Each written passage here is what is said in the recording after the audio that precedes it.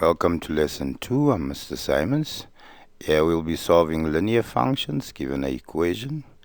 Also find the inverse and the basic stuff that you need to remember for linear functions. So number 1, they've given us an equation y equal 3x plus c. It's x to the power 1. So therefore I need to know it's a linear equation. So to plot a graph, we'll always start with the first question, determine the x and y intercepts of the function above. So for x-intercept, y will always equal 0.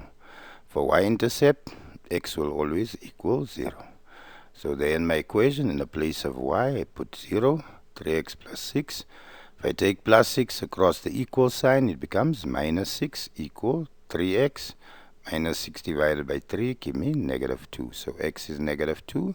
So the coordinates y being 0 and x being negative 2. There y-intercept, x equals 0. So wherever I see x, I place 0. So y equal 3 times 0 plus 6. And y equal to 6. So 0 and 6 is the coordinates of my y-intercept. With these two coordinates, we can draw a straight line graph. So second question, given that, can we plot the function? So minus 2 and 0. So here on my graph, 0, 1, negative 1, negative 2, and negative 2. And where y is 0, I plot a point. And where x is 0, you see x is 0 there, and y is 6. I plot my second point, and I draw a straight line through it. That is my graph for a straight line. So you should remember this from grade 9 work. It's called the dual intercept method. Ne? And then domain and range, and getting the equation of the inverse. So given that, determine domain and range of y. So as I said, for a straight line, it will always be domain, x element of real numbers, meaning takes in account natural, whole numbers, integers, irrational, rationals, all of them are there. Range, y element of real numbers. For 1.4, now this is what is new. Determine the equation, determine the equation of the inverse of y, or we can say f negative 1. Both of them mean the same thing. So we have y equal 3x plus 6. So for inverse function, remember I told you in the earlier or in the first lesson, it's a reflection about the line y equal to x. No? So for inverse function, to get it, we always swap x and y. So that x becomes my y there, and this y goes in the place of x. 1 mark if you can do that correctly. Now we must make y the subject of the formula, right? So I'm first get rid of 6. If I take 6 across, it was positive here, it becomes negative on the other side. So I'm left with 3y, and there I divide by 3 to get y. So x minus 6 divided by 3 equal y. And that's my equation of the inverse, or can also be written as f negative 1 x function notation equal x minus 6 over 3. So hope you follow the process. We're going to do this for all the functions. And all of them will start first by swapping x and y, and then making y the subject of the formula.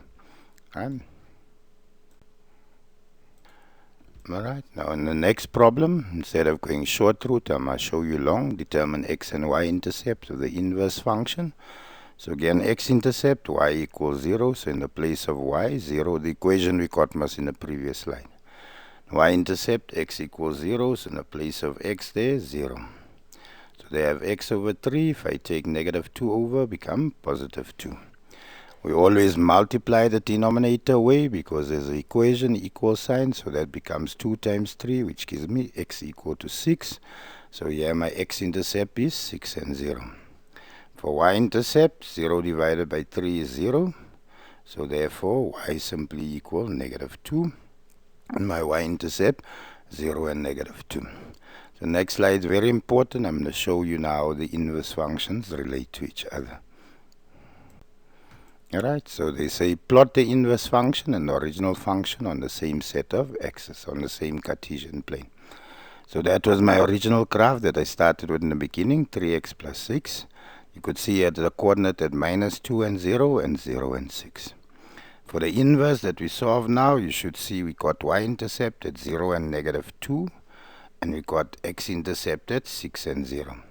So you should note, they say reflection about the line y equal to x. My apologies. That 0 there, that was y, became my x value. At -2, that was my x value, became my y value. There 0, that was x, became my y value. And my y value there, 6, became my x value, 6. Right, and we've reflected it across that line there. So we simply took and flipped it over, right? So that is an inverse function when you reflect something about the line y equal to x. I hope you understand, because we're going to be doing this over and over with the parabola, with the exponential, and I'll even do a lesson on a hyperbola for you. All right?